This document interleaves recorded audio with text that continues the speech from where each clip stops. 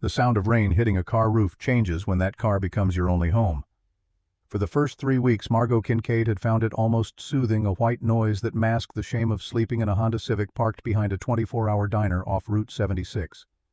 By month 4, the rhythm had turned accusatory, each drop a reminder that she was 48 years old with a master's degree in architecture and nowhere to take her daughter for Thanksgiving. The windshield was fogged from their breathing. Margot wiped a circle clear with her sleeve and stared at the glow of the diner's neon sign reflecting in puddles. Beside her in the passenger seat, reclined as far back as the mechanism allowed, Iris slept with her mouth slightly open. The girl was 9 now, too tall to curl up comfortably, her knees bent at awkward angles. 3 blankets covered her, the top one a fleece throw Margot had salvaged from the apartment before the marshals changed the locks. November in eastern Pennsylvania was cold enough that their breath came out in small white clouds, even with the engine running intermittently for heat. Margot checked her phone. 7% battery. The screen showed her bank balance, $743.18. The number had been falling steadily since August, when the divorce became final, and she discovered her ex-husband had emptied their business account, dissolved their LLC, and disappeared with a paralegal half his age to somewhere the private investigator couldn't track. The firm they'd built together over 15 years, Kincaid and Brennan Restoration Specialists in Historic Building Preservation, was now a bankruptcy filing and a stack of unpaid vendor invoices. She had done everything right, or thought she had. Double majored in architecture and art history at Penn State. Worked her way up from drafting intern to licensed architect by 30. Married a man who shared her passion for saving beautiful old buildings from demolition. They'd restored a Queen Anne in Scranton, a federal-style courthouse in Harrisburg, half a dozen Victorian homes across the state. Every project meticulous, every detail researched. But Derek had been skimming for years, she learned too late. Fake invoices inflated materials costs, payments to shell companies. By the time the auditors finished, there was nothing left except debt and the realization that the man she'd trusted had been a stranger wearing her husband's face. The phone buzzed in her hand, the vibration startling against the silence. Unknown number. Margot almost didn't answer. Creditors had her cell now, calling at all hours, but something made her swipe to accept. A voice emerged, thin and reedy like wind through a cracked window. "Am I speaking with Margot Kincaid?" "Yes. Who is this?" "Sterling Webb, attorney at law, calling from Thornhill, Pennsylvania. I'm handling the estate of Cordelia Thorne, recently deceased. According to my records, you are her only surviving relation." Margot's grip tightened on the phone. Cordelia Thorne. The name was a relic from childhood, a figure mentioned only in whispers by Margot's mother before the cancer took her, Great-Aunt Cordelia, the family eccentric who'd married money and lost her mind after her husband died. Margot had been told never to contact her, that the old woman wanted nothing to do with the family after some ancient falling out no one would explain. "I didn't know she'd passed. When did it happen?" 4 days ago. Mrs. Thorne was 78. The funeral has already been conducted per her written instructions. Cremation, no service. I'm contacting you regarding the disposition of her property." Margot glanced at Iris, still sleeping, and lowered her voice. "What kind of property?" "The Thorne estate. 18 acres on the North Ridge outside Thornhill, including the main residence. You are named as sole beneficiary in a will dated 2015. Something cold settled in Margot's stomach. Beneficiary sounded promising until lawyers started listing the conditions. She'd learned that lesson when her parents' house went to pay medical bills. "Is there debt attached?" Webb cleared his throat, a wet, rattling sound. "Property taxes in arrears, approximately $6,200. The county has granted a 6-month grace period for settlement. The house itself is, I must be frank, in questionable condition. Mrs. Thorne lived very simply in her final years. The land is heavily wooded, unsuitable for development. Most locals consider the property to have minimal market value." Minimal value. The phrase was a knife between the ribs, but Margot had learned to function while bleeding. A house, even a wreck, was a roof, an address to put on school enrollment forms, a place where Iris could sleep horizontal instead of folded into a car seat. "I need to see it. Can I come tomorrow?" "I have availability at 10 o'clock. The office is on Main Street. You can't miss it. I should warn you, Mrs. Kincaid, that I've had several inquiries about the property from local buyers. If you're not prepared to settle the tax obligation, you may wish to consider their offers." "I'll be there at 10. Margot ended the call and sat in the dark, listening to the rain and Iris's steady breathing. 6 months to come up with $6,000 or lose whatever Cordelia Thorne had left behind. She had $700 in the bank and no job prospects that didn't require an address and references Derek hadn't already poisoned. But she'd rebuilt collapsed roofs and rotted floor joists. She could figure out property taxes. She restarted the engine to run the heater for 10 minutes, then settled back and tried not to think about the future. The drive to Thornhill took 4 hours through mountain roads that grew narrower and more serpentine as they climbed. The GPS signal cut in and out, forcing Margot to navigate by intuition and occasional road signs. The landscape shifted from outlet malls and chain restaurants to dense forests of oak and pine, their branches bare and skeletal against a gray November sky. Fog clung to the asphalt in patches, and twice Margot had to slow to a crawl to avoid deer crossing the road. Iris woke as they passed through a small town called Miller's Gap, rubbing her eyes and asking where they were going. Margot explained it carefully, the way you tell a 9-year-old that life is about to change again. "We're going to see a house that belonged to your great-great-aunt Cordelia. She passed away and left it to us." "Is it a castle?" "It's a very old house. It might need some work." "Will we live there?" The question hung in the air between them. Margot wanted to say yes, wanted to promise stability and permanence and a bedroom with a real bed, but promises had become dangerous things lately. "We'll see it first, okay? Then we'll make a plan." Thornhill revealed itself gradually, like a photo developing in reverse. First came the faded billboard, "Welcome to Thornhill," founded 1881, proud coal heritage. Then a shuttered gas station with broken pumps, a church with boarded windows, a row of attached storefronts, half of them empty, the others displaying sun-bleached signs for a hardware store, a thrift shop, and something called Vera's Diner. The town proper consisted of a single main street running perhaps 4 blocks before dead-ending at the base of a wooded ridge.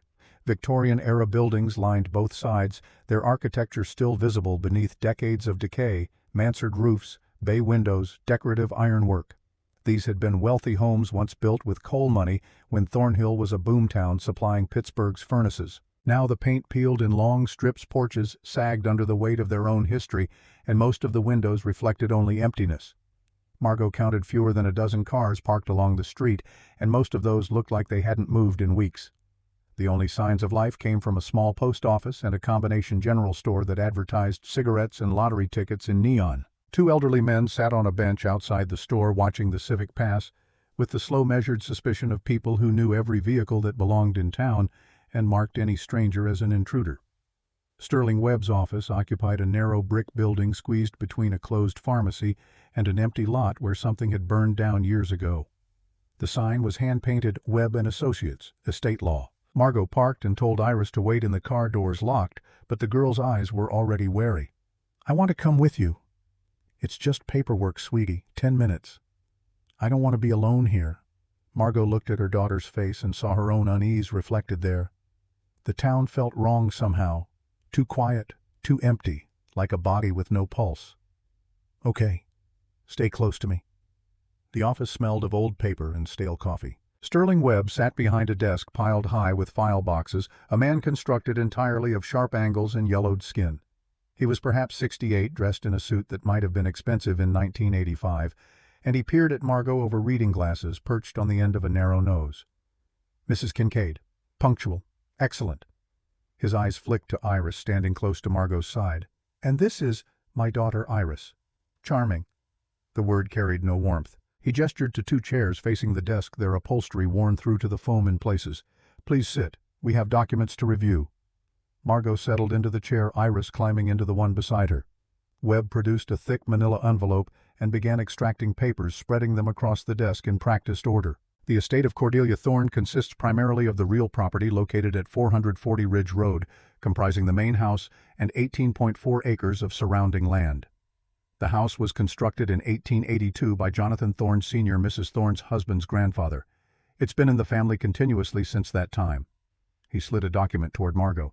The deed stamped and notarized Cordelia's signature, a shaky scrawl at the bottom. Margot scanned it quickly, her architect's training making her focus on the property description: Victorian stone construction, 3 stories, approximately 4,000 square feet, slate roof, original oak timber framing. "What's the condition?" Webb's expression suggested he was trying to solve a diplomatic problem. He removed his glasses and cleaned them with a yellowed handkerchief. Mrs. Thorne was, let us say, a private person. She lived alone for the past 26 years since her husband Jonathan's death in 1998. She employed no household staff, permitted no inspections or appraisals. The property has not been maintained to contemporary standards. But it's structurally sound. I cannot say.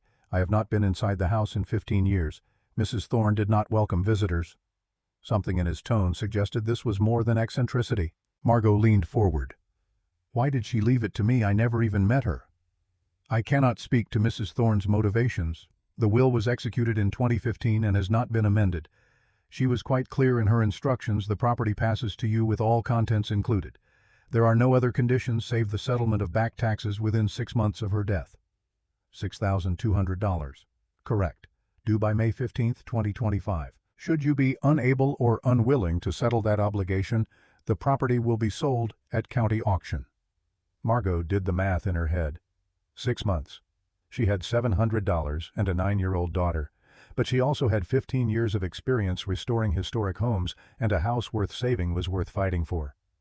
I'll need to see it before I commit to anything.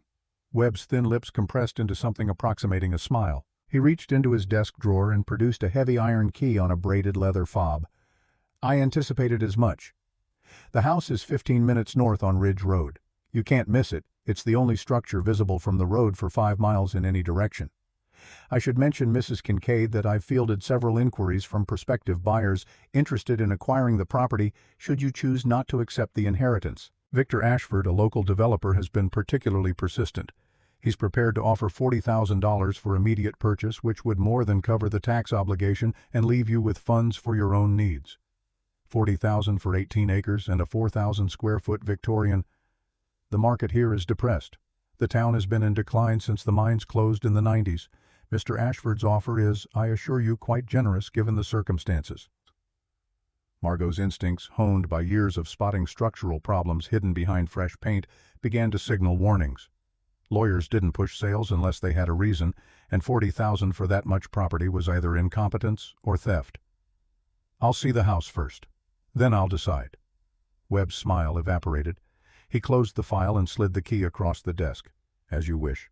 The key fits the front door. I should warn you that the house has been without heat or electricity for several months. Mrs. Thorne relied on a fireplace and candles in her final months. It will be quite cold. Margot took the key. The iron was cold against her palm, worn smooth by generations of hands turning it in the same lock. She stood, Iris following her lead. Thank you, Mr. Webb. I'll be in touch. Outside, the 2 old men were still watching from their bench. Neither spoke, but their eyes tracked Margot and Iris back to the Honda with an intensity that made the space between shoulder blades itch.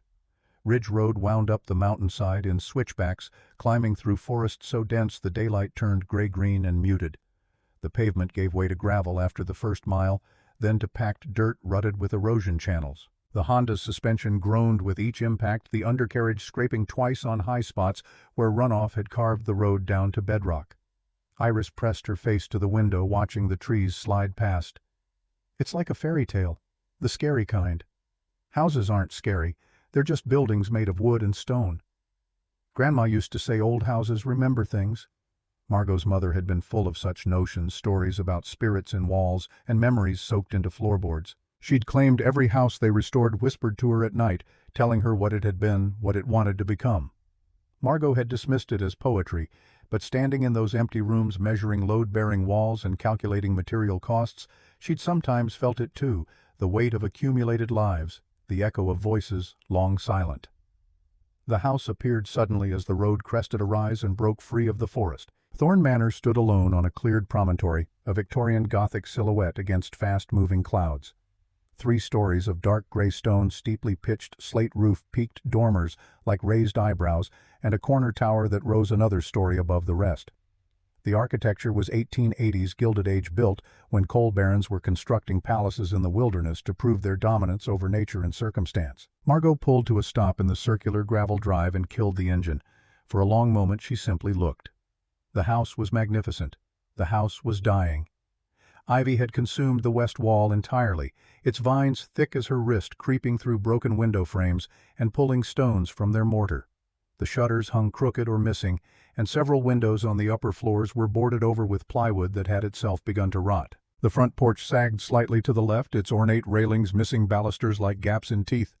The tower's conical roof had lost perhaps a third of its slate tiles, exposing the timber frame beneath to weather and decay. But the bones were good.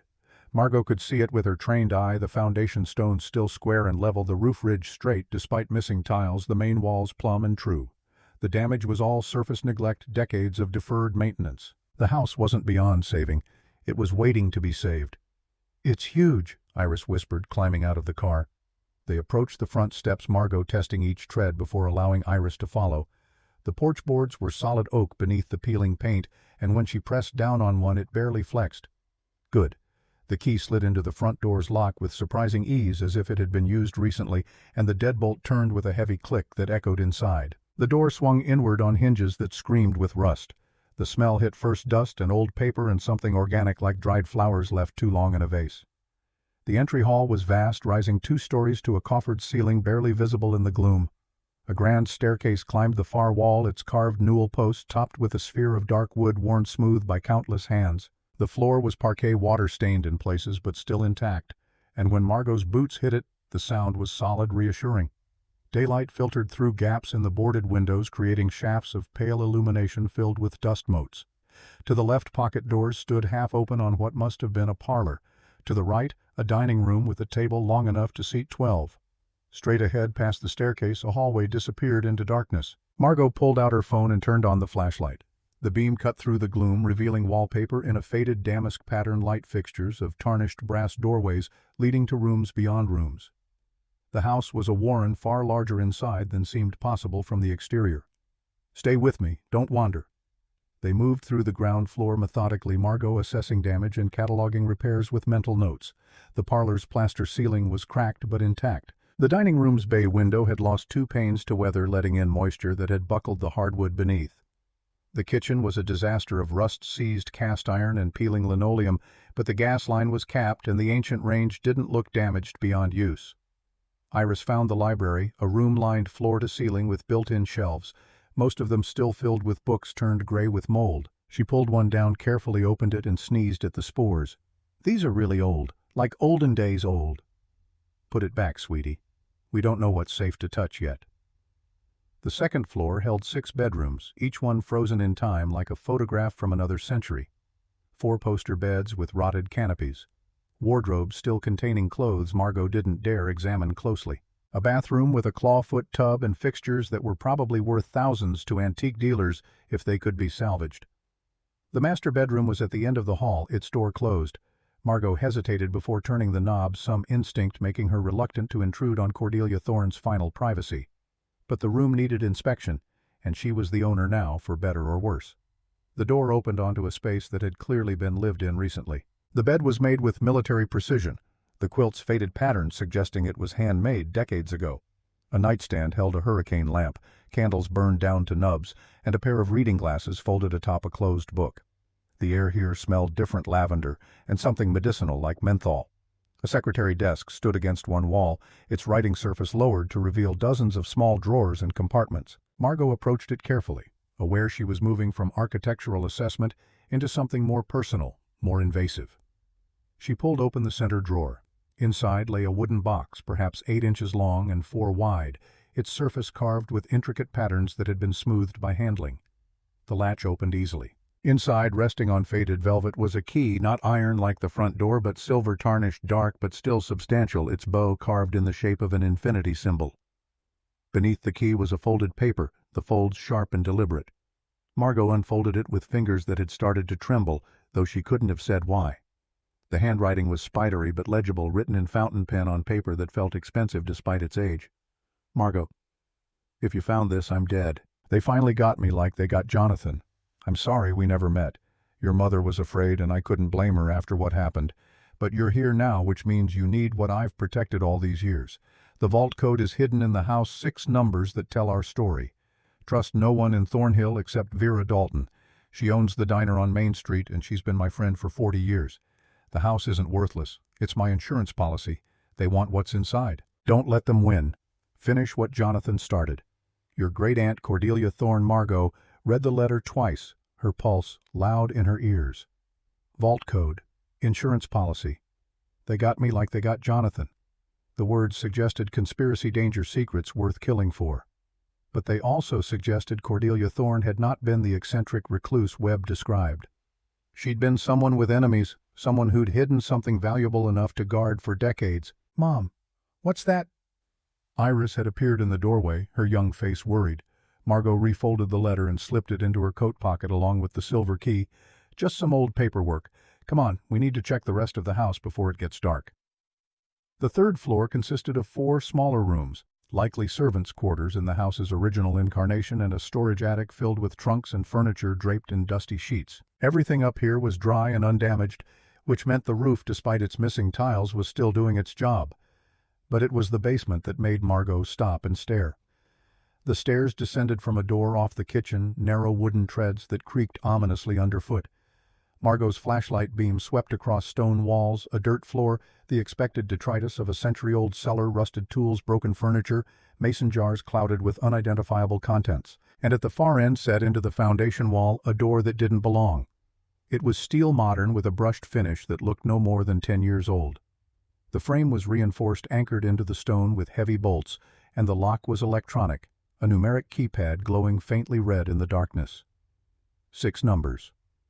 Margot approached it slowly, her mind racing through Cordelia's letter.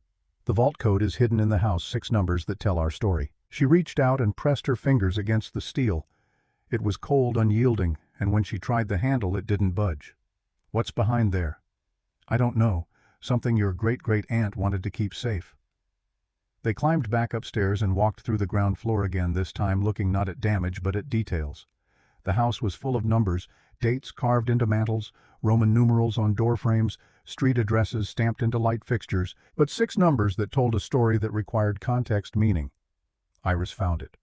She was standing in the front hall looking up at the staircase when she said, "Mom, the rooms have numbers." Margot followed her gaze. The doorways along the upper landing each bore a small brass plate with a Roman numeral. She'd noticed them during the initial walkthrough but dismissed them as arbitrary designations. Now she looked closer. The master bedroom one, the room beside it 9, the next 9 again, then 8I9, 199819. Her heart began to pound. She pulled out her phone and opened the calculator, typing the numbers 199819. It could be a date, September 19, 1998. But more likely, given the European format common in old records, the 19th of September 1998. Margot descended to the basement again, Iris close behind, and approached the steel door.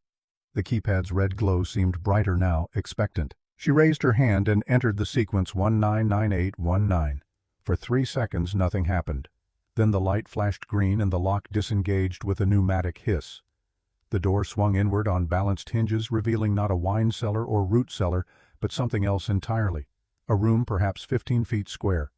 Its walls lined with metal shelving, the floor poured concrete, the ceiling reinforced with steel beams. LED strips mounted along the walls provided clean white light powered by a battery backup system that clicked on automatically when the door opened. This wasn't a basement.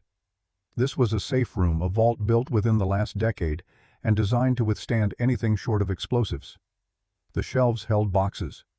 Dozens of them, plastic storage containers stacked with military precision, each labeled in Cordelia's handwriting with years 1998 to 2000, 2001 to 2005, 2006 to 2010. A filing cabinet stood against the far wall, its drawers labeled with names Margot didn't recognize.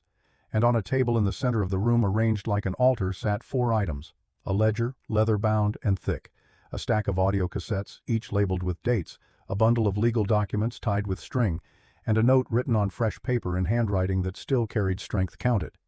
$800,000. 26 years of preparing for this day. The money is yours. Get Iris out of that car and into a real home. But if you want justice for Jonathan, if you want to understand why I died alone in this house waiting for you, read the ledger first. Everything they did is in here. Everything I couldn't prove when it mattered. You're an architect, Margot. You understand how to rebuild what's been destroyed. Now rebuild our family's name. The truth starts on September 19, 1998. Margot picked up the ledger with shaking hands and opened it to the first page. The entry was dated September 19, 1998, written in fountain pen with careful precision, Jonathan Thorne, deceased. Official cause, mining accident, collapse of Shaft 7, Ashford Mining Company. Body recovered after 16 hours. County coroner ruled accidental death. The truth: Jonathan discovered Douglas Ashford falsifying safety reports. Jonathan collected evidence for 6 months: photographs of structural defects, copies of inspection records showing signatures, forged testimony from 4 other miners who knew the shafts were unsafe.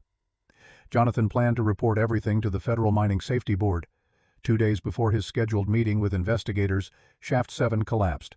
Jonathan and 4 other men were killed. Douglas Ashford purchased the widow's properties within 3 months, offering cash settlements in exchange for signed waivers preventing future litigation.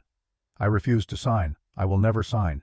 This house stands on the truth and I will not be moved." The entry continued for 3 more pages detailing Douglas Ashford's subsequent actions: the quiet buyout of local officials, the expansion of Ashford mining into the lands acquired from grieving families, the suppression of a federal investigation through political connections. Each accusation was supported by references to documents stored elsewhere in the vault. Margot turned pages, moving through years of entries. 1999 Ashford Mining's profits quadrupled. 2000. Douglas Ashford elected to the county commission. 2005. 3 more mining accidents, 17 more deaths, all ruled accidental. 2010. Federal safety inspectors paid off records show. 2015 Douglas Ashford died at age 73, his son Victor inheriting the mining company and its associated real estate holdings.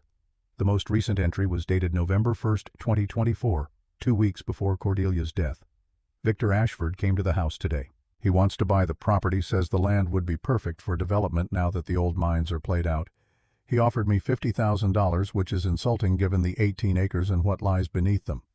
When I refused, his smile disappeared. He said, "Mrs. Thorne, you're 78 years old and you live alone. Houses this old have accidents, electrical fires, gas leaks. It would be terrible if something happened." I told him I've lived through worse than him, but I'm not foolish enough to think I'm safe. I've called Sterling Webb and updated my will. Everything goes to Margot, Jonathan's great niece, the architect. If anyone can finish this fight, it's someone who knows how to see what's hidden beneath the surface. If you're reading this, Margot, it means I didn't make it to Thanksgiving. Fight them. Make them pay for Jonathan. Make them pay for the others.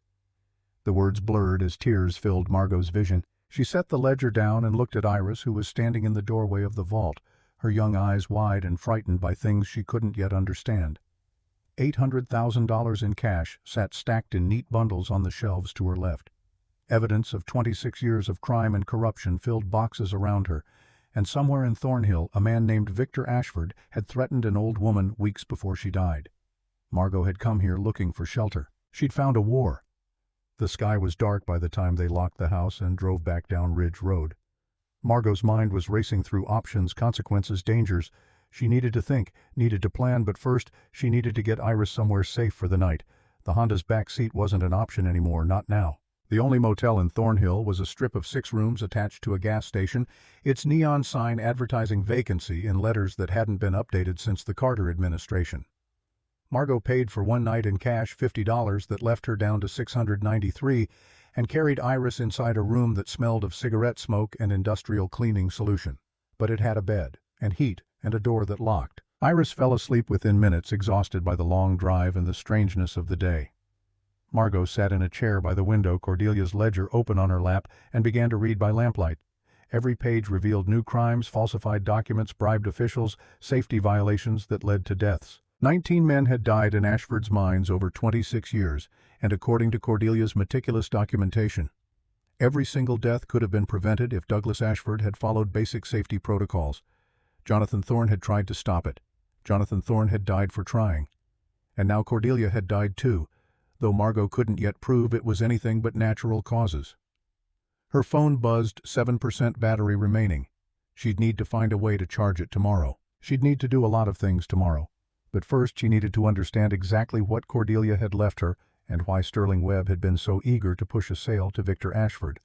The answer was in the ledger's appendix, a property survey dated 1980 showing mineral rights beneath the Thorne estate. The land sat atop an untapped vein of anthracite coal, estimated value in current market $47 million. No wonder Victor wanted it for $50,000. Margot closed the ledger and looked out the window at the darkened street. Thornhill slept under a sky heavy with clouds, its windows dark, its secrets buried under generations of silence. But she was an architect trained to see what others missed, to find strength in damaged structures and possibility in ruins. She had $800,000, a house full of evidence, and 6 months before the county could take it all away. That was enough to start. The next morning, Margot left Iris sleeping in the motel room and walked the 4 blocks to Main Street. The diner Cordelia mentioned. Vera's occupied a storefront with plate glass windows and a red vinyl booth visible through the glass. 3 pickup trucks sat parked outside, their drivers invisible inside. The bell chimed when Margot pushed through the door. Every head turned. 5 men at the counter. 2 more in booths, all of them over 60. All of them watching her with the same flat suspicion she'd seen on the faces of the old men outside the general store. A woman emerged from the kitchen wiping her hands on an apron. She was perhaps 70, with steel gray hair pulled back in a bun and eyes that assessed Margot in one comprehensive sweep. When she spoke, her voice carried the local accent vowels flattened by generations of mining town pragmatism. Counter or booth? Actually, I'm looking for Vera Dalton. The kitchen sound stopped. The men at the counter went still. Margot felt the atmosphere change, tension crackling like static electricity before a storm. The woman's expression didn't change, but something in her eyes sharpened. You found her. Who's asking? Margot Kincaid. Cordelia Thorne was my great-aunt. Vera's jaw tightened. She glanced at the men, then back at Margot.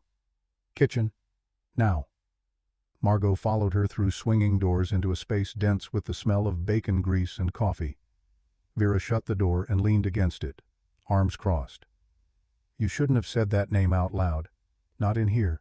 Not anywhere in this town. Cordelia told me to find you. She said you were the only person I could trust. Something cracked in Vera's weathered face. Grief, relief, exhaustion. She's really gone then. I kept hoping Sterling was lying, that she'd just gone to stay with family somewhere. But you're here, so she must have... Her voice broke. She steadied herself against the counter. When? 4 days ago. The lawyer said it was natural causes. Natural?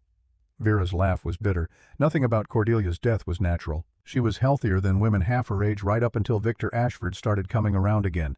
Then suddenly she's weak, sick, can't keep food down. I told her to see a doctor, but she knew what was happening. She'd seen it before with Jonathan. Margot's blood went cold. You're saying someone poisoned her? I'm saying Cordelia Thorne knew things powerful people wanted buried.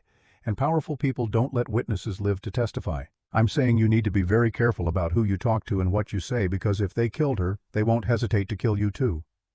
Vera poured coffee into 2 mugs without asking, her movements economical from decades of repetition. Steam rose between them in the fluorescent light of the kitchen, and Margot wrapped her hands around the ceramic warmth while her mind processed what she'd just heard. It was Thursday morning, 4 days since Cordelia's death, and Margot was only beginning to understand what she'd inherited. Tell me about Jonathan Thorne. The older woman settled onto a stool beside the prep counter, cradling her own mug. He was a good man. Mining engineer, came to Thornhill in the 80s when Douglas Ashford was expanding operations. Jonathan ran quality control, made sure the shafts were properly supported, that ventilation systems worked, that crews had the equipment they needed. He took it seriously.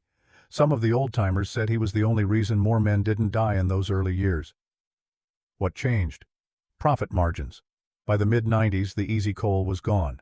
Going deeper meant more risk, more cost, more time. Douglas started cutting corners. Fewer inspections, cheaper materials, extended shifts that left men too exhausted to notice problems.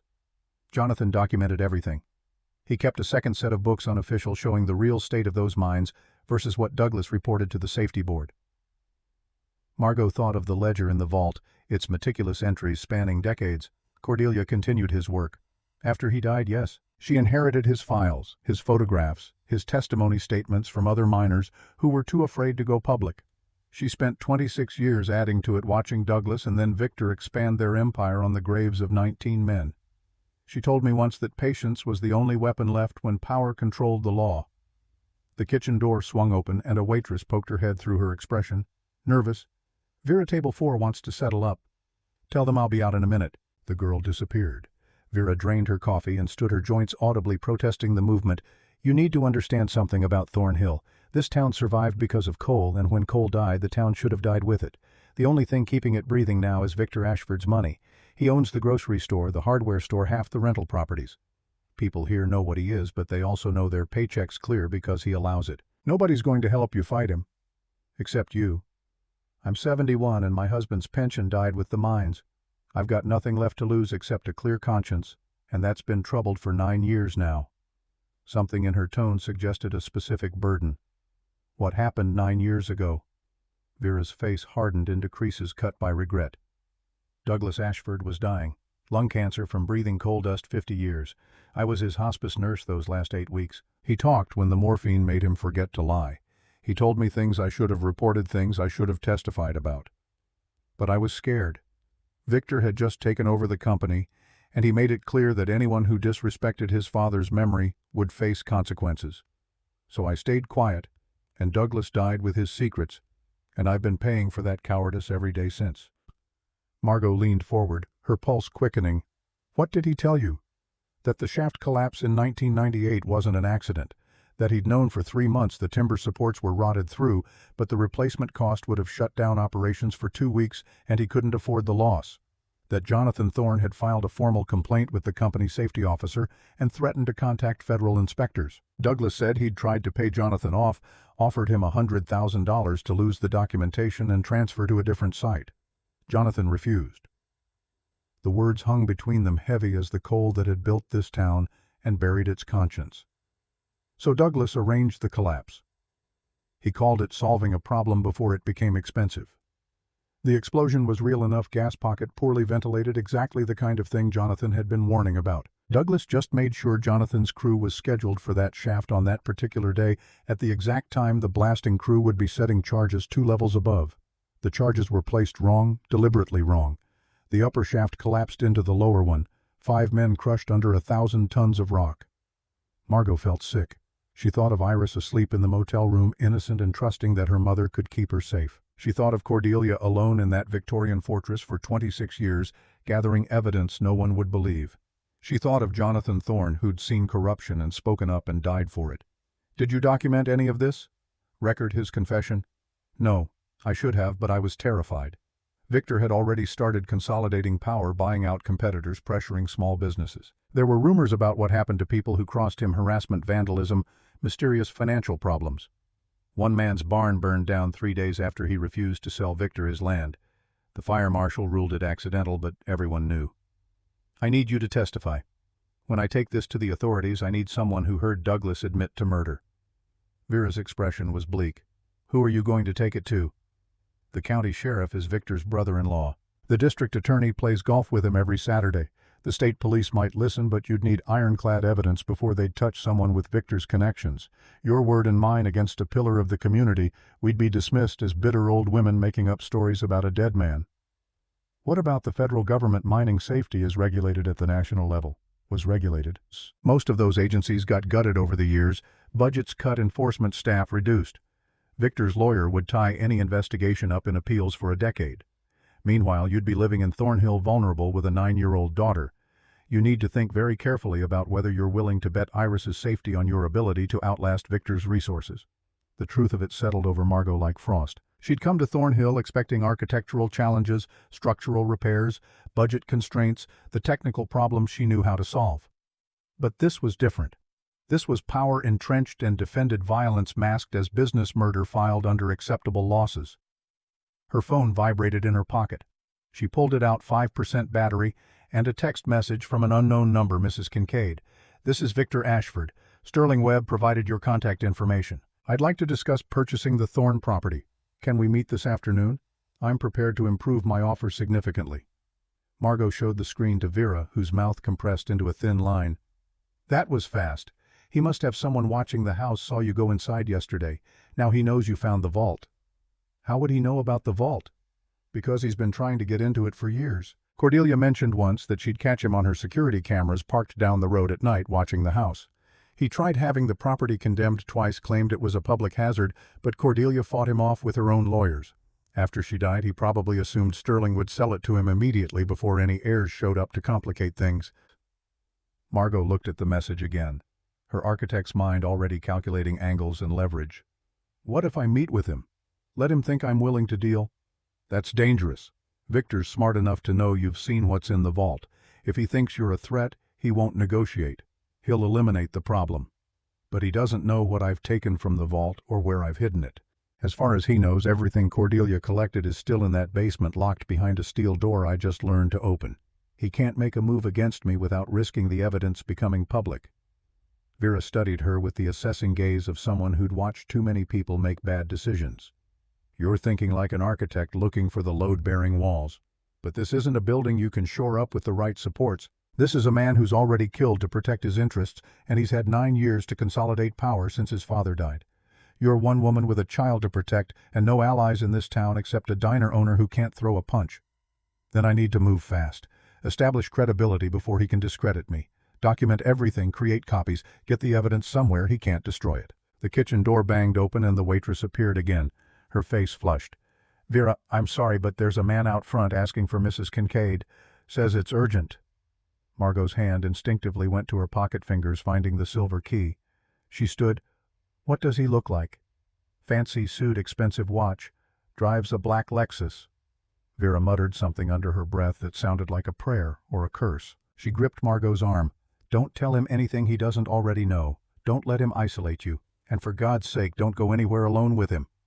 The man waiting by the diner's entrance wore confidence like tailored wool. Victor Ashford was perhaps 58, silver-haired and square-jawed, the kind of face that photographed well on campaign posters and charity gala programs. His suit was charcoal gray, perfectly fitted, and his handshake when Margot approached was firm without being aggressive. Mrs. Kincaid, thank you for making time to see me. I know this must be an overwhelming period inheriting property from a relative you barely knew. His voice was smooth, educated, the rough edges of Thornhill's accent polished away by years of business meetings in Pittsburgh and Harrisburg. Margot kept her expression neutral, her body language closed. Mr. Ashford, your text said you wanted to discuss the property. Perhaps we could talk somewhere more private. My office is just 2 blocks from here, very comfortable, and I have documents I'd like to show you regarding the estate's valuation. Every instinct screamed trap. Margot shifted her weight, positioning herself so the diner's front window remained in her peripheral vision.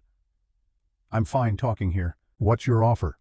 Victor's smile didn't waver, but something in his eyes registered the refusal. Straight to business, then. I appreciate directness. I'm prepared to offer you $80,000 for immediate purchase of the Thorne estate, complete with all buildings, land rights, and contents. That's double my previous offer and well above market value for a property in that condition.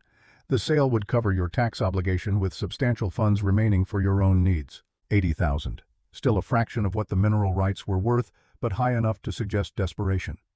Margot let the silence stretch, watching him calculate what her hesitation meant. That's generous. What's your interest in the property? Nostalgia, primarily. My father and Jonathan Thorne were business associates for many years. The Ashford and Thorne families have deep roots in this community. I'd like to see the estate preserved, perhaps converted into a historical site or museum. Cordelia let it deteriorate so severely that restoration would cost hundreds of thousands, but I have the resources and the will to honor its legacy. The lie was so smooth it could have been truth. Margot had heard similar pitches from developers who wanted to preserve historical character right up until the demolition permits cleared. She met his gaze directly. I'm not ready to sell. I'd like to spend some time in the house, first understand what I've inherited. Victor's expression shifted minutely, calculation replacing charm. Mrs. Kincaid, I feel obligated to warn you that the property has significant liabilities. The structure hasn't been maintained to code in decades.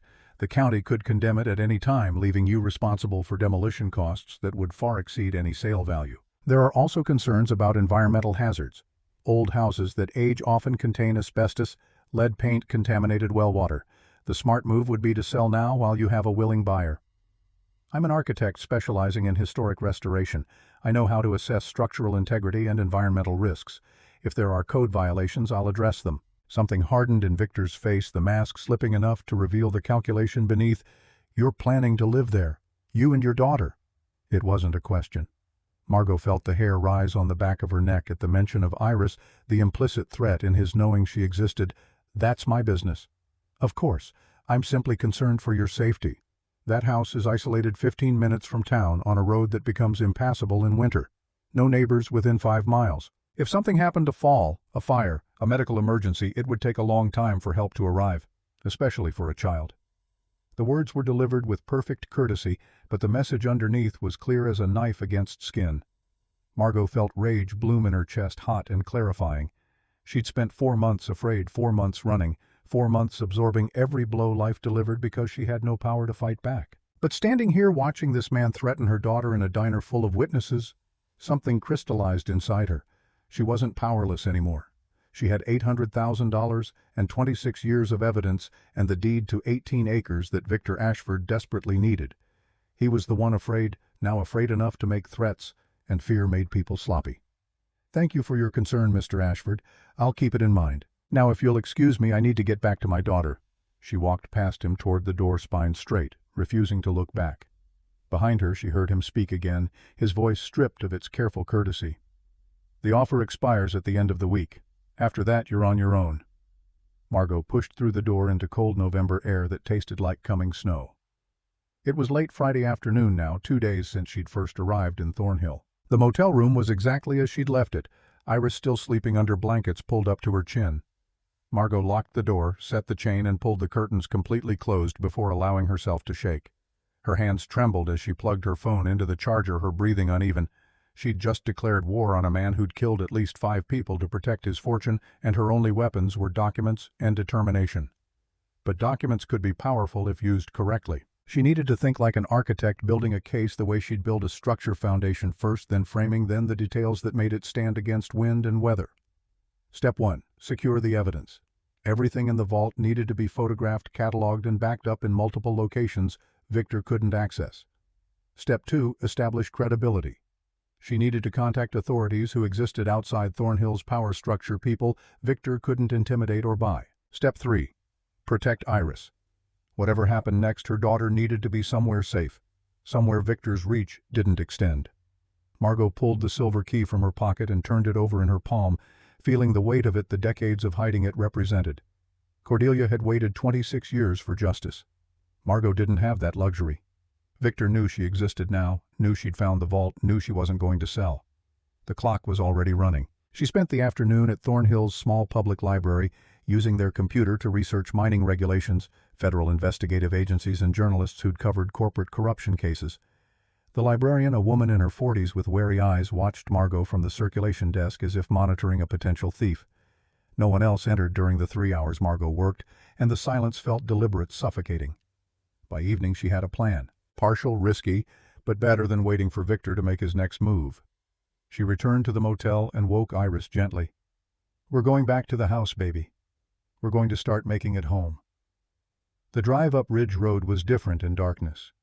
Margot's headlights carved tunnels through forest that seemed to press closer, branches scraping the Honda's roof in places where the trees had grown unchecked. When the house appeared in the high beams, its stone walls looked less romantic than before, more fortress than residence built to withstand siege.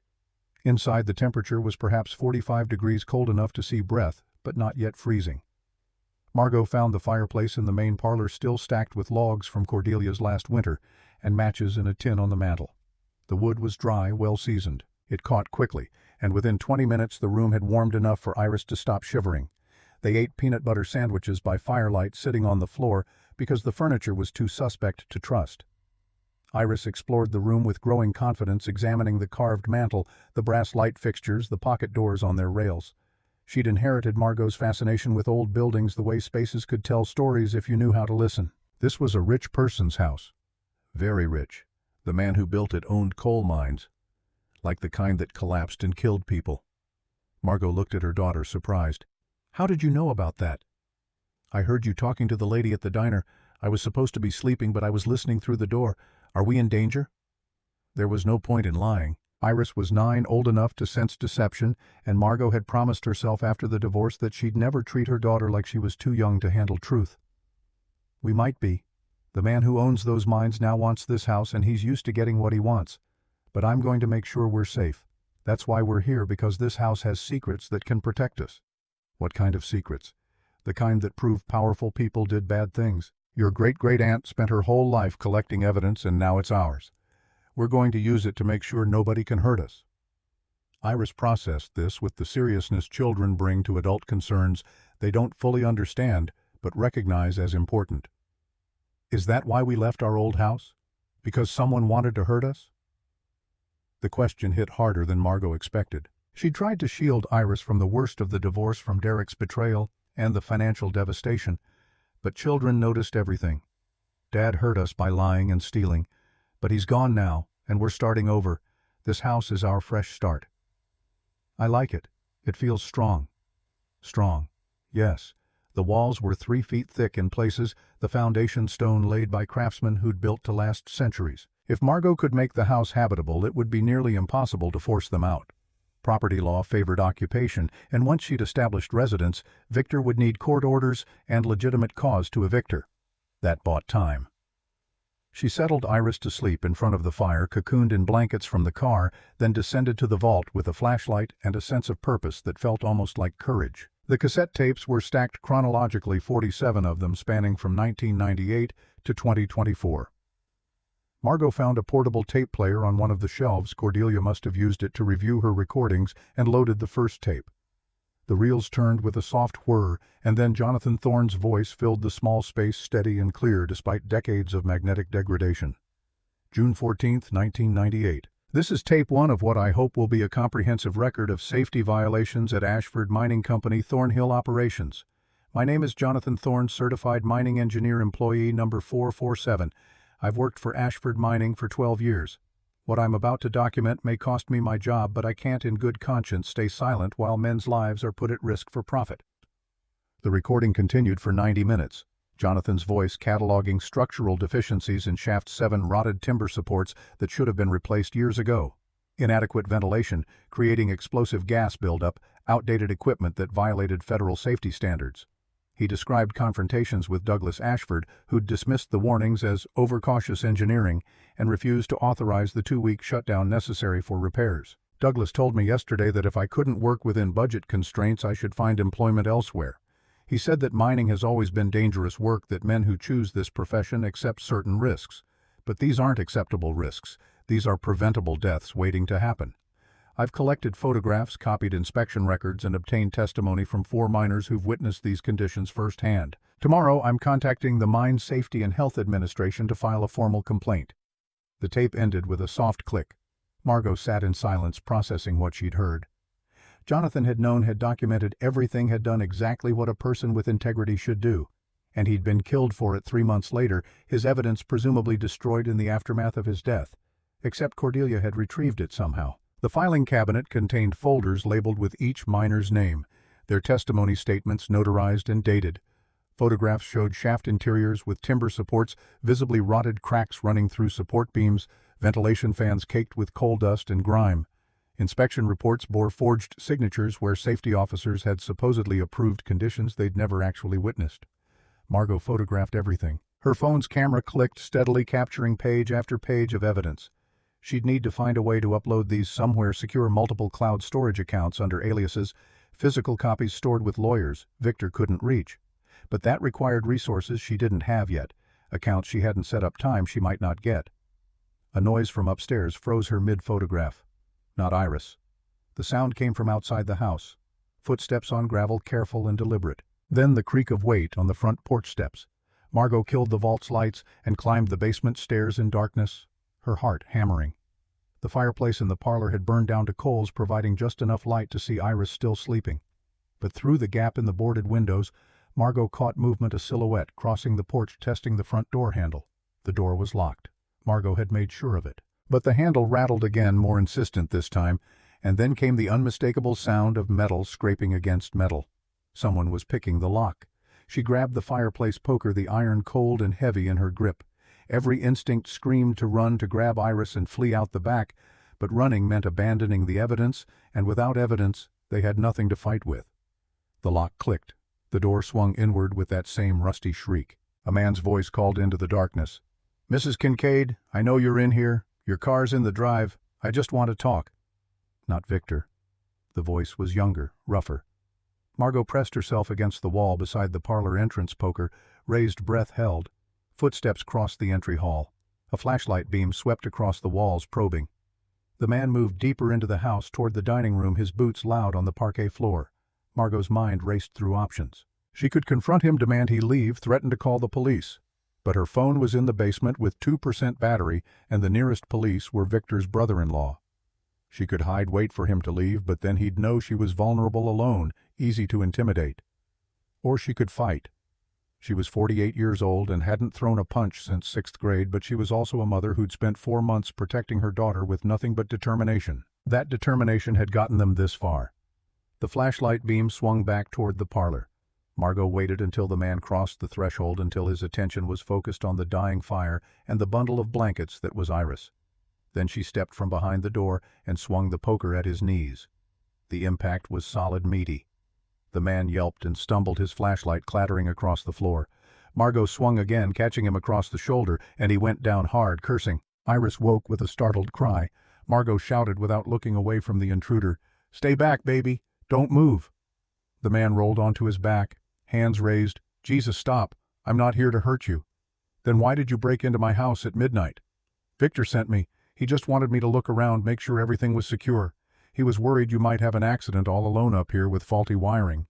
Margot kept the poker leveled at his chest. He was perhaps 30, dressed in work clothes with the broad shoulders of someone who did physical labor for a living. Not a professional thug, just a local desperate enough to take Victor's money. "Get out. Now. And tell Victor that if anyone comes near this property again, I'm calling the state police and filing charges for breaking and entering." The man scrambled to his feet, keeping his hands visible. His knee was already swelling, his limp pronounced as he backed toward the door. "He's not going to like this. He's not going to let you stay here. He doesn't have a choice.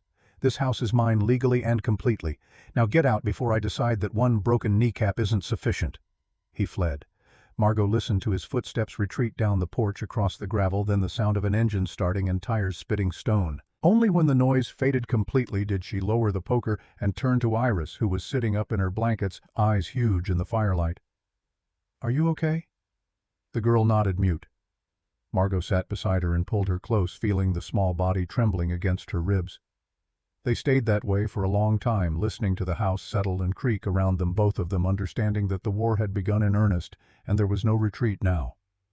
Dawn came cold and clear. Margot woke stiff from sleeping upright in the armchair she'd dragged beside Iris, the poker still across her lap. Her daughter slept fitfully, making small sounds of distress that spoke of troubled dreams. The house looked different in morning light, less fortress, more sanctuary. The parlor's high ceiling with its plaster medallion, the tall windows that would flood the room with sun once the boards came down, the built-in bookshelves begging to be filled again. This could be home if Margot could make it safe, and making it safe meant destroying Victor Ashford's power before he destroyed them. She left Iris sleeping and returned to the vault. The money drew her eye first, 800,000 in bundled hundreds, each stack precisely counted and labeled. It represented 26 years of Cordelia's life, every dollar saved and hidden insurance against a future she'd known was coming. Margot counted out 10,000, enough for immediate needs, and buried the rest beneath boxes of documents where a casual search wouldn't find it. The ledger's appendix contained something she'd missed in her initial reading: property surveys from 1980 showing mineral rights assessments. The Thorne estate sat atop an untapped vein of anthracite coal, one of the last significant deposits in Pennsylvania. The estimated value, adjusted for current market prices, was $47 million. Margot's hands went numb around the paper. $47 million. No wonder Victor was willing to threaten a widow and terrorize an architect. That much money could justify any crime, any risk. But it also meant the evidence was worth more than she'd realized. If she could prove Victor's father had committed murder to steal mineral rights from the families he'd killed, those rights would revert to the victim's heirs. The Ashford fortune would collapse overnight. She photographed the surveys, the geological reports, the chain of title documents showing how Douglas had acquired land from the widows of the men who died in 1998. Each acquisition had been completed within 6 months of the deaths, each settlement a fraction of the land's actual value. The pattern was damning.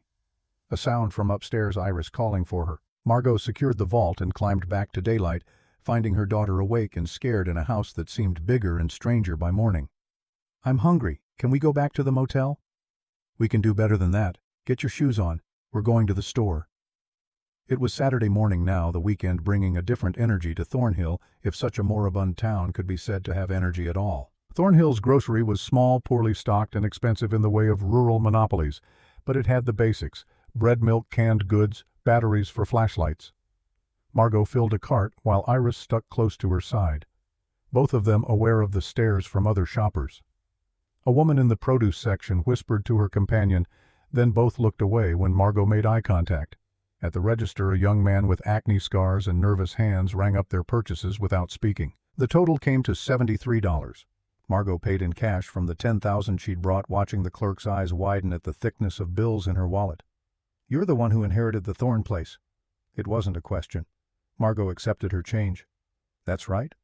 People are saying you should sell. That house is cursed." "Houses can't be cursed. They're just wood and stone. Mrs. Thorne died alone up there. They say she was crazy talking to ghosts. They say anyone who lives there goes crazy too." Margot met his eyes directly. Or maybe people who know dangerous truths get called crazy by people who want them silenced. Either way, I'm staying. She gathered her bags and left Iris hurrying to keep pace. Outside, Victor's black Lexus was parked across from the Honda, and Victor himself stood leaning against the driver's door, arms crossed, face expressionless. Margot loaded groceries into her trunk without acknowledging him, but he pushed off the Lexus and approached his expensive shoes loud on the cracked pavement. I heard you had some trouble last night, a break-in at the property. Your employee broke in. I broke his knee. Consider us even. Victor's jaw tightened. I sent Danny to check on you as a courtesy. You're living in an isolated house with no working utilities, no security, and a child to protect. I was concerned for your safety. Your concern is noted and rejected. Stay away from my property. It's not your property yet, Mrs. Kincaid, not until you settle the tax debt. And I've been doing some research into your financial situation. You filed for bankruptcy 8 months ago after your husband embezzled from your joint company. Your credit is destroyed. Your professional reputation is questionable given the fraud charges against your business partner. Banks won't touch you, and you have no collateral for private loans.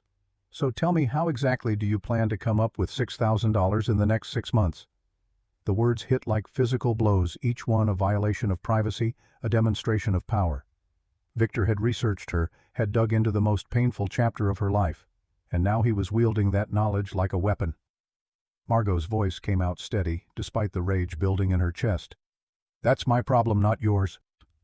It becomes my problem when your inevitable failure means I have to purchase the property at auction and deal with the mess you've created by occupying it illegally. I'm offering you a dignified exit, Mrs. Kincaid, $100,000 paid today with a signed agreement that you'll vacate the premises within 72 hours. It's more than fair. It's more than generous. It's your last chance to walk away with something instead of nothing. Iris pulled on Margot's sleeve. Her small voice frightened. Mom, let's just go. But Margot couldn't move. She stood in the grocery store parking lot with her daughter clinging to her arm and her enemy standing close enough to smell his expensive cologne, and something broke open inside her. Not fear, not surrender, but a clarity so sharp it felt like waking from a long sleep. You killed Cordelia.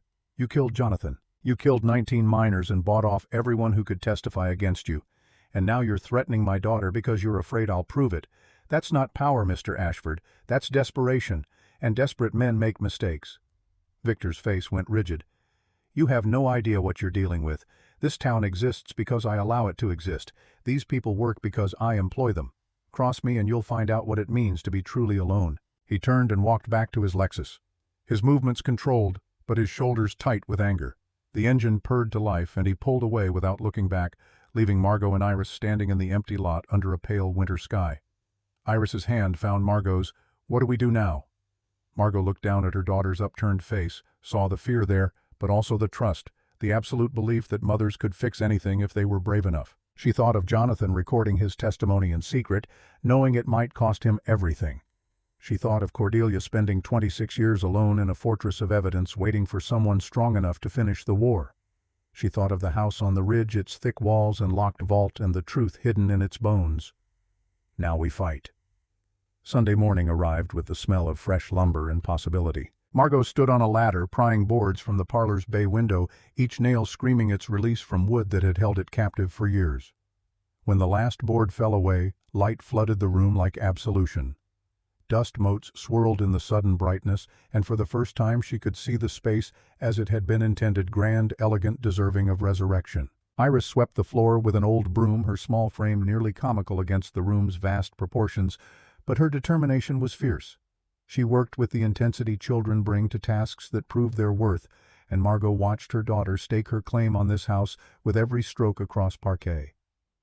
By noon they'd opened 4 windows on the ground floor and hauled out 3 bags of refuse, rotted curtains, broken glass, decades of accumulated surrender. Margot's back screamed protest and blisters rose on her palms, but the pain felt earned, productive. This was work she understood, labor with visible results. Vera arrived at 1 o'clock in a pickup truck loaded with tools. She climbed out wearing coveralls and work boots, 71 years evident in her careful movements, but not in the steel of her expression. Thought you might need help. Brought my grandson's equipment, he's deployed overseas, won't miss it for months. Margot met her at the truck bed, gratitude tightening her throat. You don't have to do this. Victor will know. Let him know. I should have opposed him 9 years ago when Douglas died with his confession still warm. I'm not compounding that cowardice. Vera hauled a toolbox over the tailgate with a grunt. Besides, I was a nurse for 45 years. I know my way around repairing broken things. They worked through the afternoon, Vera teaching Margot the nuances of old house restoration, where to expect hidden rot, how to test floorboards before trusting weight, which walls bore loads, and which could be safely modified. The older woman moved through rooms with practiced efficiency, her hands remembering skills even when joints protested. Cordelia asked me once why I stayed in Thornhill after learning what I'd learned. I told her I was too old for new beginnings elsewhere. She said remaining in a place that's poisoning you isn't loyalty, it's choosing death by degrees. I think she knew by then she wouldn't leave this house breathing. Margot paused in scraping wallpaper from the dining room. She could have fled, taken everything and run. To wear 78 with no family except you, uncertain if you'd believe her or dismiss her as senile. Victor owned judges, police, half the state apparatus. Running just meant dying somewhere else alone and defeated. At least here she fought on ground she'd fortified. The wallpaper peeled away in satisfying strips, revealing plaster underneath cracked but fundamentally sound. Margot worked her scraper into seams, thinking about Cordelia's choice, her quarter-century of solitary combat. The woman had been a different species of architect, building not with materials, but with documentation and patience, constructing a case designed to outlast her mortality. Evening found them in the kitchen, assessing damage by lantern light. The cast-iron stove was rust-seized, but potentially salvageable. Pipes would need replacing. Modern code wouldn't accept the lead soldering visible at joints.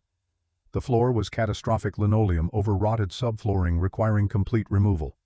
Iris sat at the kitchen table eating a sandwich, face smudged with dust, radiating more contentment than Margot had witnessed in months. She'd found a stray cat somewhere and was feeding it scraps, the orange tabby purring on her lap. "Can we keep him? Houses need cats. Keeps mice honest." Vera smiled at the girl, then turned to Margot with gravity. "I brought something you need to see. Been carrying it 9 years, waiting for someone who might act." She produced a small digital recorder from her pocket, the medical dictation kind. The screen showed a file dated March 14, 2015. Douglas Ashford's last coherent conversation before morphine claimed him completely. Dying men sometimes seek absolution even when they've earned damnation.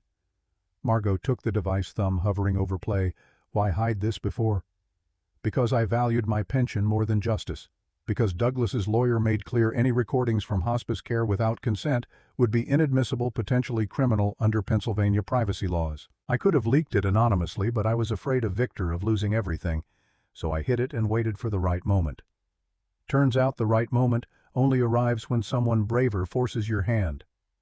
The file played with background hiss, then Douglas Ashford's voice emerged, reedy and fluid-logged. "Vera, you there?" "I'm here, Douglas. Need more medication?" "No. Need to talk, while I still can, about Jonathan Thorne." A pause, labored breathing. Then, "I killed him. Knew the shaft was compromised, knew collapse was imminent. Jonathan had evidence, was approaching federal inspectors. Couldn't allow that. So I scheduled his crew for that shift, ensured they were underground when we set charges in the upper shaft. Placed them incorrectly on purpose. Whole structure came down on 5 men." Vera's recorded voice carefully neutral. "That's a serious confession, Douglas. I know what I did it for the company, for my family. Those men's deaths bought 20 more years of operation. Their widows received settlements, their children got insurance. Everyone profited except the dead, and the dead don't lodge complaints." "What about Cordelia Thorne?" "She never settled. Stubborn woman. She knew what happened but couldn't prove it. I made sure evidence went down with Jonathan, his files, photographs, testimony, recordings, all buried under 1,000 tons of rock. Let her live in that house alone for eternity, waiting for justice that'll never arrive." The recording continued 2 more minutes, Douglas rambling about other business decisions, other corners eliminated, other lives exchanged for profit margins. Then his voice dissolved into morphine fog, and Vera's footsteps retreated. Margot set the device on the table, hands trembling. "This is confession to premeditated murder, which won't survive court without corroboration. I'm a single witness with an illegal recording from end-of-life care. Victor's lawyers would demolish it in minutes, claim his father was delirious, that I edited the file, that I'm embittered about something. We need more than my testimony to make this endure.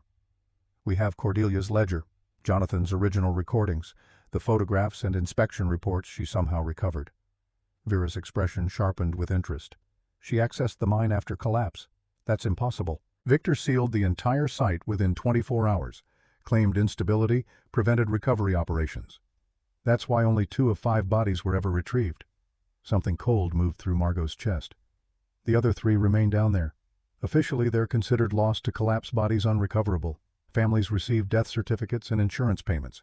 But if Cordelia somehow entered that shaft and located Jonathan's evidence, then she might have documented the bodies too, proof the collapse was engineered.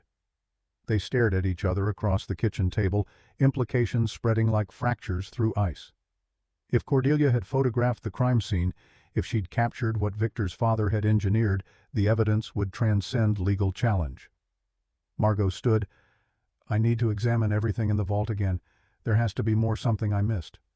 I'll stay with Iris. You go. But Margot, Vera caught her arm. Be careful down there. If Cordelia risked entering a collapsed mine to recover evidence, God knows what else she attempted. The woman was fearless, but isolation corrupted her judgment in those final years. The vault felt colder, or perhaps Margot was simply more aware of being underground beneath tons of stone and earth in a space designed to survive apocalypse. She systematically pulled boxes examining each document, each photograph seeking anything related to the mine collapse itself, rather than merely the corporate corruption that preceded it. In the third box, labeled 1998 to 2000, she found a manila envelope sealed with wax, Cordelia's handwriting across the front. Evidence, Shaft 7, do not open until prepared to act. The wax fractured under Margot's thumbnail. Inside were 43 photographs printed on photo paper, colors slightly faded but content crystalline. The first image showed a mine shaft entrance, its timber frame collapsed inward, debris mountainous. Subsequent photos documented a descent into catastrophe. Cordelia had entered the shaft climbing over rubble, documenting everything with camera flash cutting through absolute darkness. Images of crushed equipment, images of support timbers sawed partway through before installation designed to fail under stress, images of blast patterns inconsistent with accidental detonation, and finally, images of bodies. 3 men crushed beneath fallen rock, their positions and injuries preserved in merciless detail. Margot forced herself to examine each photograph to witness what Cordelia had witnessed, to comprehend the depth of Douglas Ashford's crime. The last photo showed a metal box wedged beneath one body. Jonathan's, she assumed from the wedding ring visible on the crushed hand. Cordelia had retrieved that box. Its contents now occupied half the vault's shelves, the documentation Jonathan died attempting to deliver. Margot sat back, comprehension settling like ballast. Cordelia hadn't just collected evidence. She'd committed to it with every fiber, descending into a death trap to recover her husband's final testimony. The woman had been extraordinarily fierce and ultimately defeated by accumulated Ashford power, but she'd left weapons, and now Margot had to determine how to deploy them. Monday morning brought rain, cold and relentless, transforming the dirt road into mud that clutched at the Honda's tires. Margot drove into Thornhill through weather matching her mood, gray, determined, refusing to yield. She had errands to execute, connections to establish, and a plan requiring resources she didn't yet possess. The library's computers were ancient processors wheezing through basic functions, but they provided internet access and printing. The $10,000 from Cordelia's vault covered what she needed. Margot uploaded Cordelia's photographs to 3 different cloud storage accounts, each under different aliases, each password protected and configured to automatically share with designated recipients if she failed to log in for more than 48 hours. The recipients were journalists she'd researched, reporters who'd covered mining disasters and corporate malfeasance, people who might find interest in a story about murder disguised as accident. She printed copies of the most damning documents and sealed them in waterproof envelopes addressed to the EPA, the FBI's White-Collar Crime Division, and the Pennsylvania Attorney General's office. Each envelope contained a cover letter explaining contents and requesting investigation. Each letter deliberately vague about her current location and identity, offering only a Harrisburg P.O. box as contact. The librarian watched with barely concealed suspicion, fingers hovering near the phone as if debating whether to alert someone. Margot ignored her and worked methodically, building redundancy into every step. If Victor targeted physical evidence, she'd have digital backups. If he tried silencing her, evidence would deploy automatically.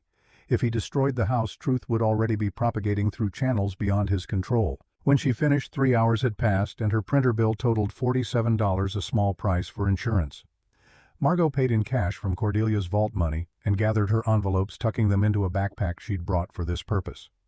Outside, Victor's Lexus was parked across the street. He stood beside it, holding an umbrella, expensive coat beaded with rain, expression unreadable. Margot walked past him toward her car, but his voice arrested her. "You're making copies, distributing evidence. That's what people do when they're planning something dramatic." She didn't turn. "I don't know what you're talking about. I have friends at the library, friends everywhere in this town, Mrs. Kincaid. They inform me of things. They tell me you've been researching federal mining regulations, investigating journalists who cover corporate crime, printing documents you shouldn't possess." Now Margot faced him, rain immediately soaking her hair. "If you're surveilling me, you already know everything I'm doing. So why pretend this is friendly conversation? Because I'm attempting to preserve your life. You think you're the first person to challenge my family with old accusations and circumstantial evidence. 3 reporters tried over the years. 1 lost her position when her editor killed the story. 1 found himself facing tax fraud charges that bankrupted him. The 3rd experienced a car accident on a mountain road. Tragic, really, but these incidents occur when people drive recklessly." The threat delivered with perfect courtesy, but Margot heard what lived beneath: comply or die. She thought of Cordelia alone in her fortress, documenting crimes for decades, while Victor's father, and then Victor himself, consolidated power. She thought of Jonathan crushed under tons of rock for demanding safety. She thought of Iris, 9 years old and trusting her mother to protect her. You can't murder everyone. Eventually someone notices patterns. Patterns only matter when someone powerful enough to act decides to care. And I've spent my entire adult life ensuring the right people receive the right incentives to look elsewhere. You're nobody, Mrs. Kincaid. A bankrupt architect with financial fraud history, your husband's fraud, admittedly, but the stain extends to you by association. Who's going to believe you? He was correct. The realization was acid. She had evidence, but no credibility, documentation, but no platform, truth, but no power to compel listening. Victor had spent decades building precisely this immunity, creating a system where his crimes were visible but untouchable. Unless she changed the equation. I don't need belief. I just need investigation. Federal agencies don't ignore documentary evidence of mining disasters, especially when that evidence includes photographs of bodies still buried in sealed shafts. The families of those 3 men deserve to know where their fathers and husbands are. Once I publish those locations, once I force exhumation, your entire foundation collapses. Victor's mask slipped, rage flashing through before he controlled it. You publish those photographs and I'll bury you in litigation. Invasion of privacy, desecration of disaster sites, possession of stolen property. Cordelia had no legal right to enter that shaft, which means everything she recovered is inadmissible evidence obtained through criminal trespass. I'll have you arrested, prosecuted, imprisoned, and while you're fighting those charges, I'll ensure your daughter is placed in foster care for her own protection. The mention of Iris ignited something in Margot that burned hotter than fear. She stepped close enough to smell Victor's cologne, close enough to see calculation in his eyes. Touch my daughter, and I'll ensure every photograph, every document, every recorded confession reaches every major news outlet in the country. I'll make you famous, Mr. Ashford. I'll make you the face of corporate murder. And when they excavate those bodies and confirm everything Cordelia documented, you'll spend the remainder of your life in prison watching your family's legacy turn to ash. They stood in the rain, 2 people locked in a struggle neither could afford to lose. Finally Victor stepped back, umbrella casting shadow across his face. You have until Friday. Sell me the house, accept your money, and disappear. Or I'll demonstrate exactly how much power I command in this county. He climbed into the Lexus and departed, leaving Margot standing in the downpour with her backpack full of evidence and a deadline 3 days distant. The building inspector arrived late Monday afternoon in a county vehicle clipboard already filled with violations before he'd exited the truck. He was perhaps 40, soft around the middle, with the carefully neutral expression of a man following orders he didn't want to examine. Margot met him on the porch. Can I help you? County building inspection. We received a complaint about this property being occupied without proper permits or inspections. I need to conduct a full survey. I'm the owner. I didn't request any inspection. Irrelevant. State law requires any property ownership change triggers a compliance review if the building hasn't been inspected in over 10 years. This one hasn't been inspected since 1987. He consulted his clipboard. I'm authorized to examine all structures and determine if they meet current residential codes. It was a setup, transparent. Victor had triggered the inspection, and the inspector would discover exactly the violations Victor needed to condemn the property and force evacuation.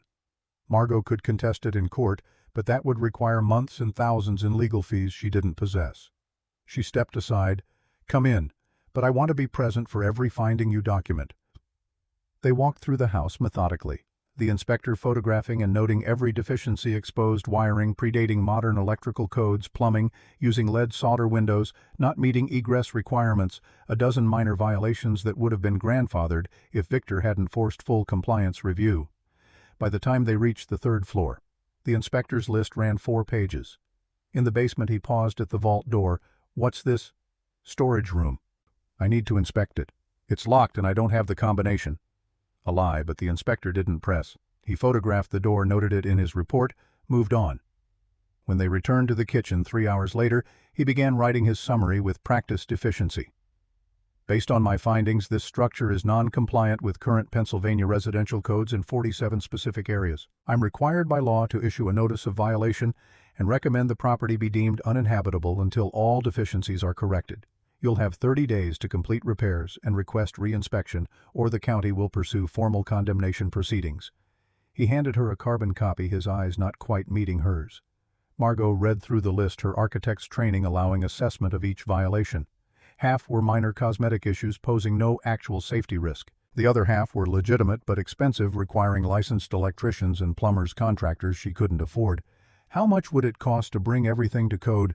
"I can't give estimates, but you're examining easily $40,000–50,000 in work, maybe more than the house's supposed market value, enough to make keeping it impossible for someone with her finances." Victor had engineered this perfectly, weaponizing regulation, forcing her out through legal mechanisms she couldn't fight without resources she didn't possess. The inspector left truck, disappearing down the muddy road. Margot stood in the parlor they'd labored to clean, Iris beside her, looking frightened, and felt walls of Victor's trap closing. Vera arrived an hour later, read the violation notice, and swore with impressive creativity, "This is garbage. Half these violations wouldn't exist if they hadn't updated codes specifically to target old houses. Victor's been pushing these changes through county commission for years, making historic property maintenance impossible without massive investment. Can I fight it? In court?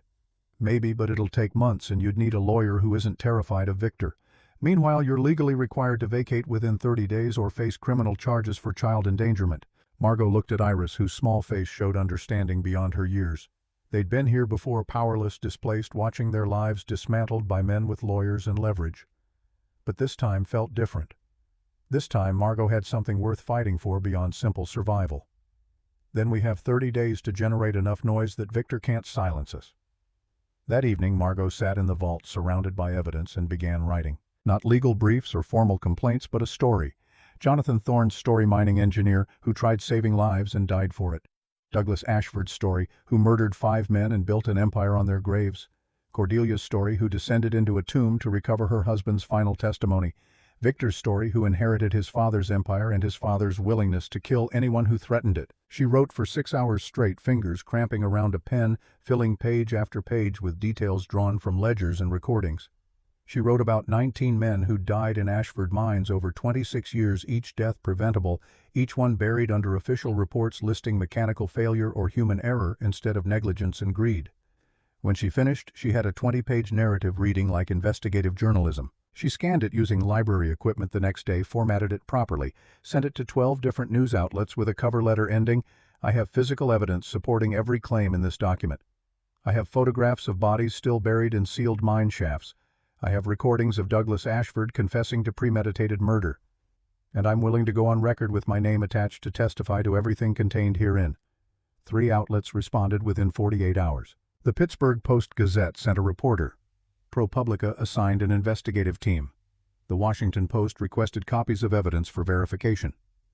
Victor's response came Friday morning. Margot woke to the sound of trucks. Multiple vehicles' engines loud in pre-dawn darkness, headlights visible through windows. She grabbed her phone to dial 911, but before she could speak, the line died. No signal. Victor had jammed it somehow, or simply severed service to the house. She woke Iris and Vera, who'd stayed overnight for safety, and the 3 of them watched from the second-floor window as 6 men climbed from pickup trucks. They carried tools, crowbars, sledgehammers, what looked like bolt cutters. Not attacking, not yet, but the threat was crystalline. One man approached the front door and began hammering something to it. Margot couldn't see what until he stepped back, revealing a paper document large enough to read from the second-floor condemnation notice, "Immediate evacuation required. Trespassers will be prosecuted."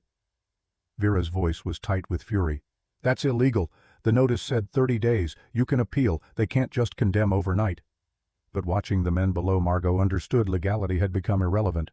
Victor was done with bureaucratic pressure. He was moving to force gambling that local law enforcement would support his version, and that by the time any outside agency could intervene, Margot would be gone and evidence destroyed.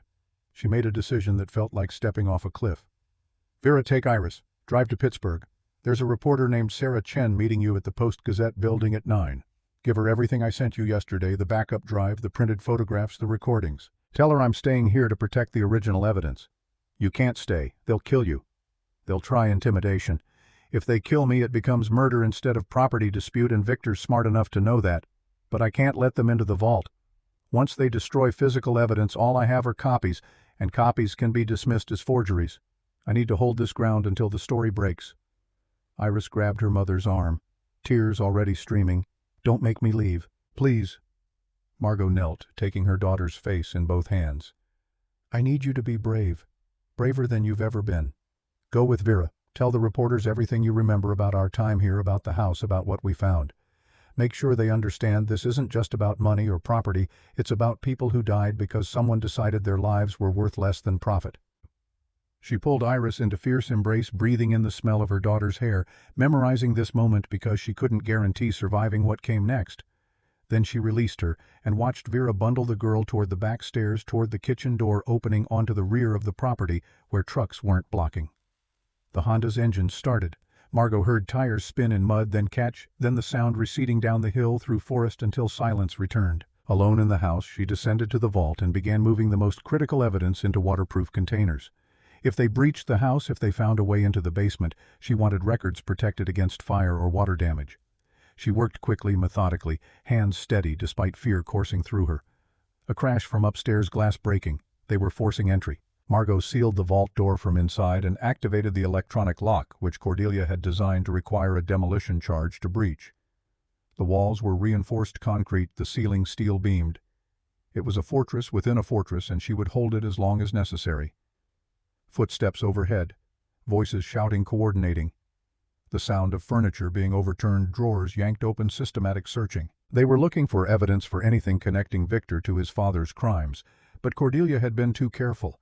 Everything vital was down here, locked behind barriers specifically engineered against this scenario.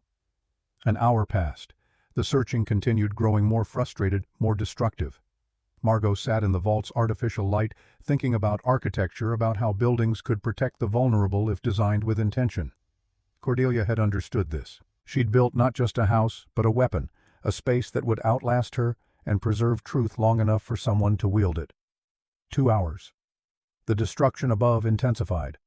Margot heard what sounded like sledgehammers against walls, the crash of falling plaster. They were tearing the house apart, looking for what she'd already secured. 3 hours. Her phone, the vault had a separate landline Cordelia had installed, rang. Margot stared at it for 2 rings before answering. Voice cautious. "Hello? Mrs. Kincaid, this is Detective James Morrison, Pennsylvania State Police. We received materials this morning via courier. Your daughter and Mrs. Dalton delivered them personally. We're currently approaching your location with a warrant to search the property and arrest Victor Ashford on preliminary charges of evidence tampering and witness intimidation. Are you safe?" Margot's knees buckled with relief. "I'm in a secure location on the property. There are multiple men attempting forced entry to the house. We're aware. We've been monitoring the situation since your daughter arrived in Pittsburgh. Stay where you are. We're 3 minutes out." The phone went dead. Margot sat in silence that followed, listening to the house above continue its violation, and felt something she hadn't experienced in months, hope sharpened by absolute certainty that she'd done everything possible to survive. The sounds above changed. Shouting, running, then nothing. 10 minutes later, the vault door's external intercom crackled. "Mrs. Kincaid, this is Detective Morrison. It's safe to come out now." She opened the door to find state police officers with flashlights and weapons drawn. Detective Morrison himself, a black man in his 50s with steady eyes, helped Margot to her feet. "You're safe now. Your daughter's fine. And Victor Ashford is in custody." They climbed from the basement into a house transformed by violation.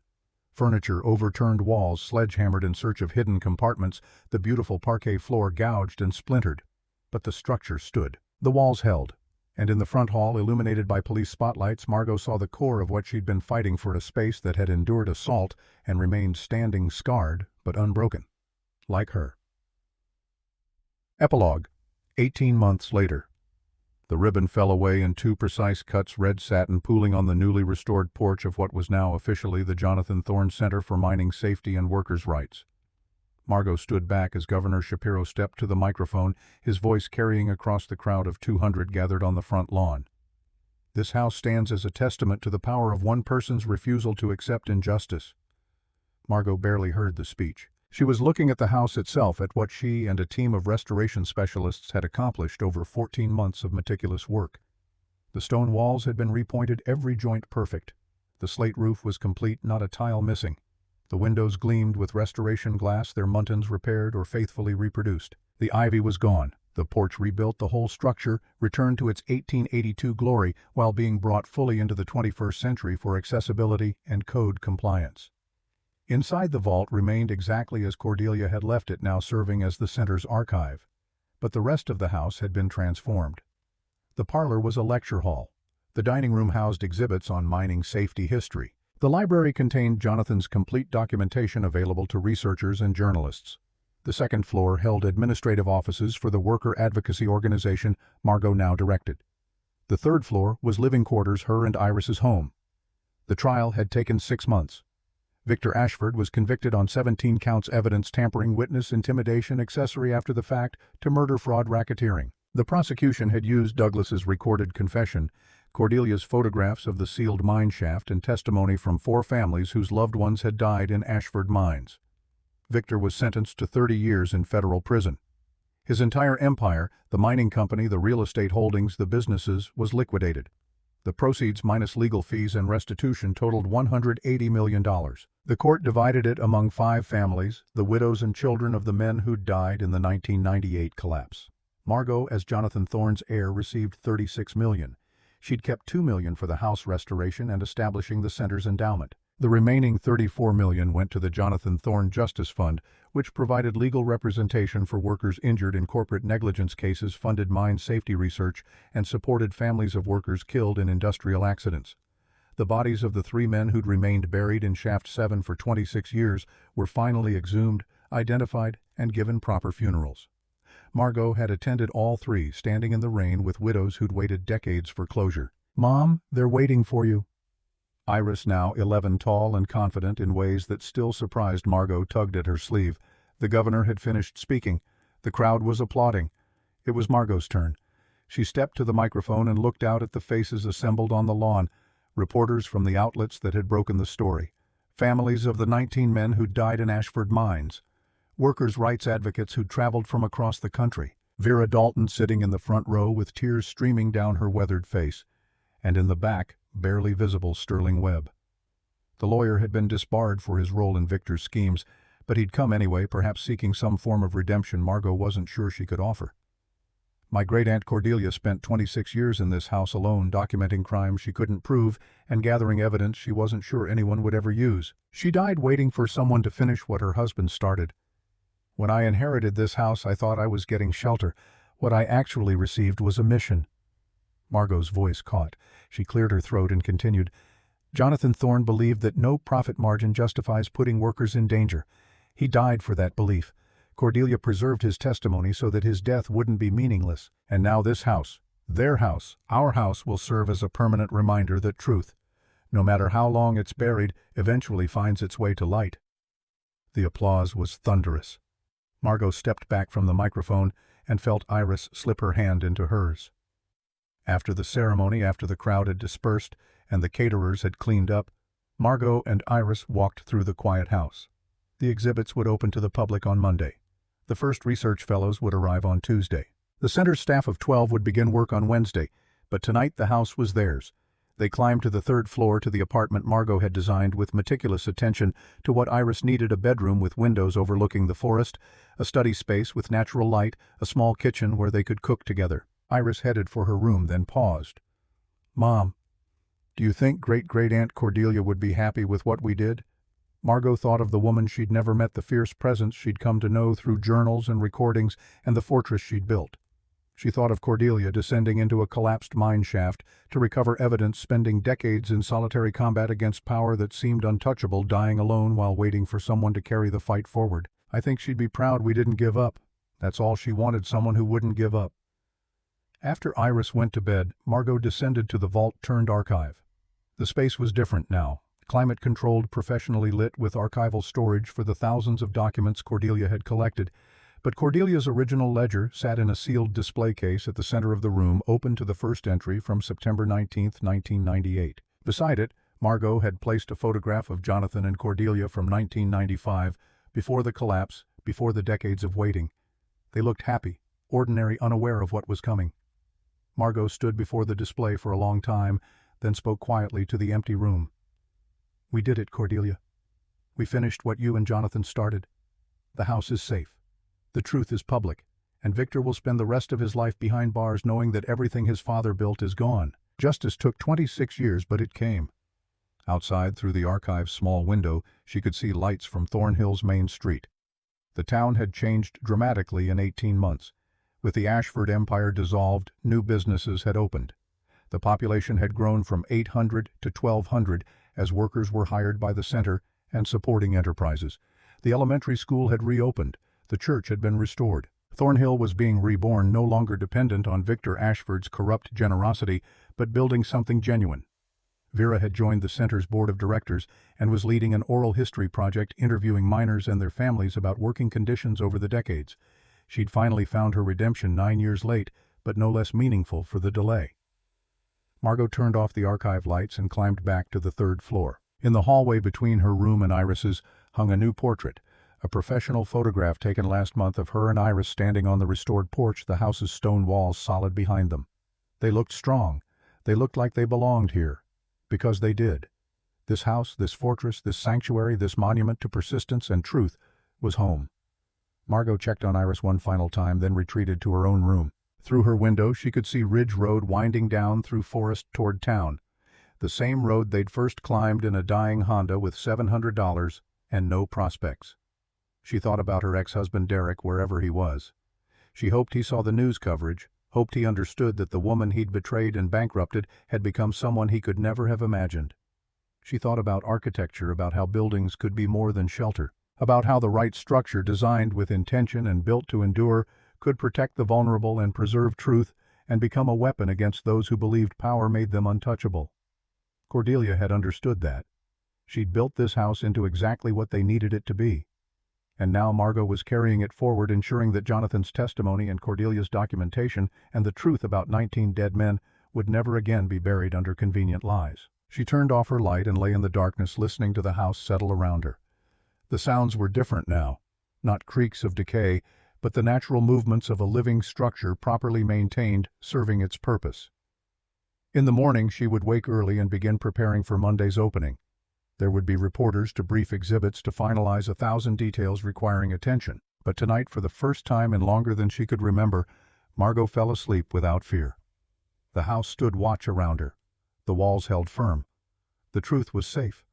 And in the end, against all the odds and all the power arrayed against them, justice had won.